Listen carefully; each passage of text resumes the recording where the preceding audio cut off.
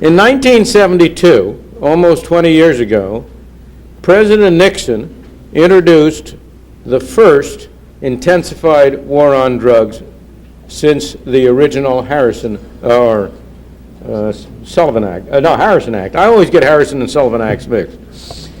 And in response to his introduction of the war on drugs, I wrote a column at the time I was writing a column in Newsweek on a regular basis, and I wrote a Newsweek column on prohibition and drugs. In preparation for this talk today, I reread that column. Hardly a word in it would have to be changed to be publishable today and to be strictly contemporary. The only changes are really in inessential elements. In 1972, the problem for the United States was primarily heroin, and the chief source of the heroin was Marseille. Today, you would talk about cocaine and Latin America. But aside from that, nothing would have to be changed. Here it is, almost 20 years later. And the only changes is that what at that time were predictions are now observable results. I predicted in that column, on the basis primarily of the experience with prohibition, that drug prohibition would be ineffective in cutting down the number of addicts, and that it would promote a crime and corruption. How is it that the only effect on policy of the conversion of predictions into results has been to have the government dig itself deeper and deeper into a bigger and bigger hole and spend more and more of your and my money on doing harm? How is it? That's both the most discouraging aspect of this whole problem and also the most intriguing intellectual puzzle. In our private lives, if we try something and it goes screwy, we don't just continue and do it bigger and bigger. Maybe we will for a little while, but sooner or later we can't. Why is it that that isn't the case when we come to a matter like drugs and governmental policy? There's little point. I want to talk about that puzzle. There's little point in this group to my discussing in detail the case for the legalization of drugs. Everyone in this room knows it. You have had numerous workshops in which people who are more immediately familiar with the details than I have discussed the issues, and I'm not going to try to do that. I want to rather examine the puzzle that I listed. And in doing so, I'm going to rely on an adage that my Bartlett traces back to 325 BC. Cobbler, stick to your last. My last is economics, the study of how society organizes its limited resources to meet the many and varied wants of its citizens, of its members. Fundamentally, there are only two methods by which society's resources can be organized. Only two, all mixtures of them, but only two. One is by market mechanisms. That's from the bottom up. The other is by command. That's from the top down. The market is one mechanism. Authoritarian organization, the military is a clear example, is the other. The general gives the order, the colonel passes it on to the lieutenant, captain, and so on down the line. In the market, the orders come the other way. The consumer walks into a store and gives the order, and the orders go up. They have very different characteristics and are suited to handle very different problems. I believe that some element of both is needed in any society, and whether I believe that or not, every society has some mixture of those elements.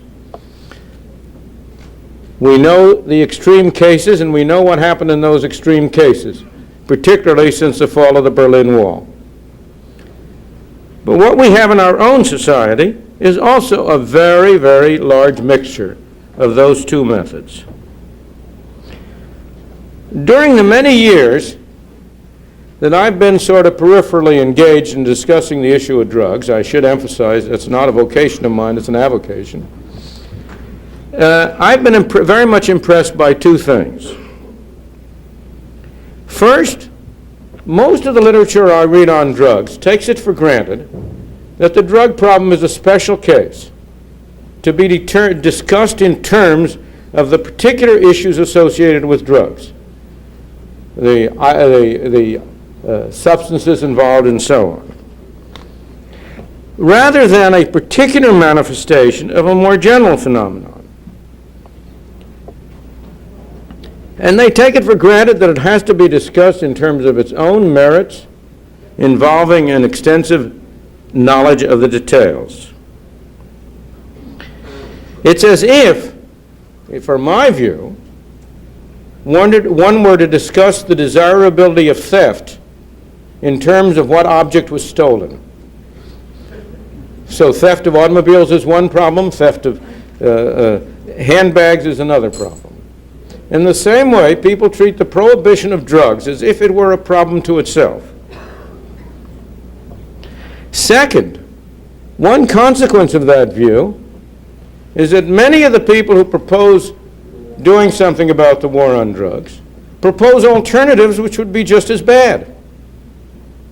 They think that the problem is not that the government is involved in this, it doesn't have anything to do with that.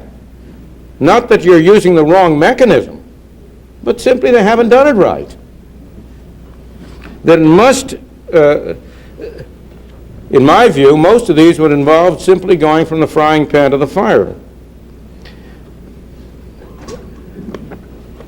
They not only think that the problem is that we aren't doing right, they have the illusion that if they could write the law would be enforced the way they wrote it. But that is an illusion. What happens to a law has very little relation, in general, to the intentions of the people who wrote it. The people who wrote the law on drugs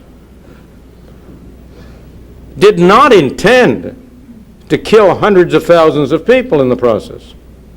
They did not intend to have a system under which you would have a multiplication of prisons and prisoners. In general, the intentions of the people who write a law end up being the opposite of what the law actually achieves. A phenomenon that one of the congressmen here in an earlier guise, when he was a simple professor, termed the invisible foot of government. Let me illustrate with a few quotations from letters that I have received. One, quote, "Instead of merely decriminalizing drugs, let's have the government make available drugs free to every user." That would obviously take the profit out of the business. The idea that somehow or other we ought to treat drugs as a free good. There are no free goods. There's no free lunch. It's not free. Somebody would have to pay for it. So we ought to tax the taxpayer to subsidize people who do drugs. But more important, the failure of anybody who says it like that not immediately to see that what would happen to those free drugs is that they would be distributed in Europe and elsewhere where there's a paying market.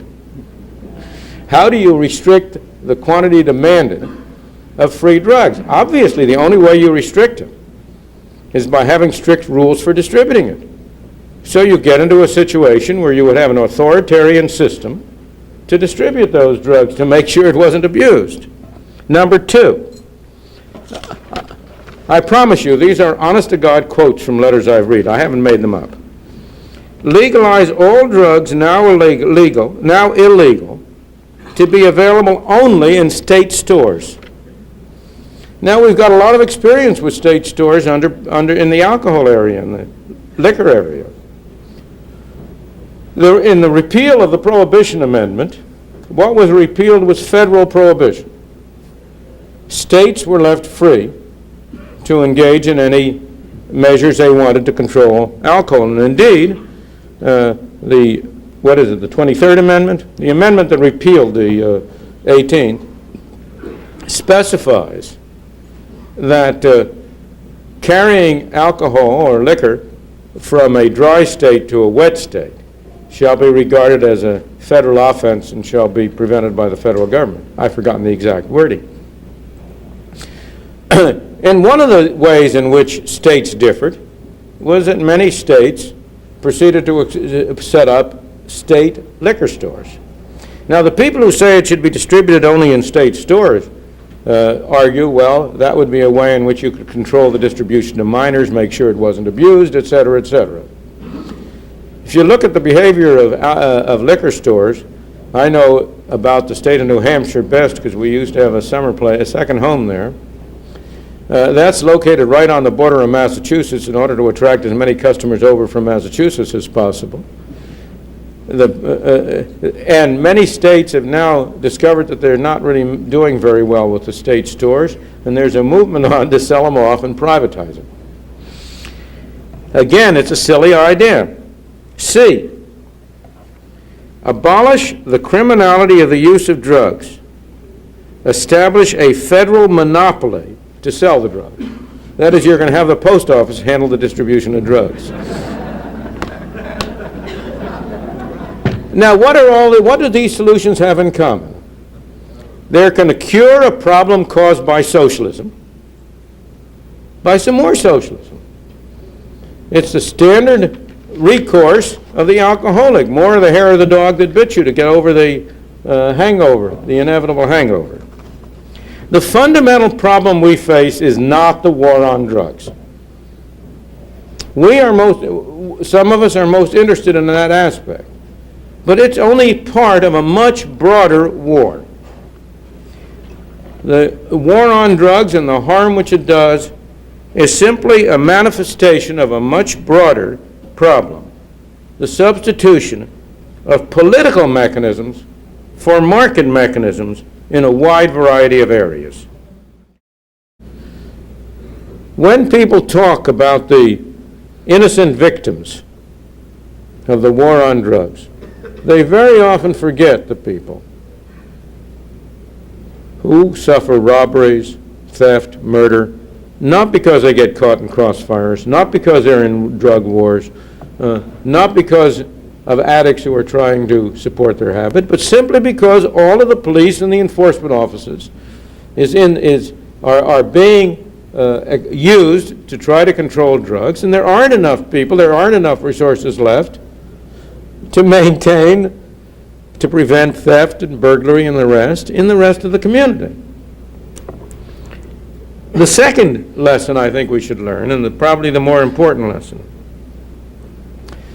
is that we are likely to make more progress on against the war on drugs if we recognize its link to this broader problem of cutting down the scope and power of the government and restoring power to the people. If we treat it all by itself as an isolated instance, maybe there'll be success, as there ultimately was in the case of Prohibition in the 1920s. But I think our chances of success are greater if we recognize that it's part of a much broader problem.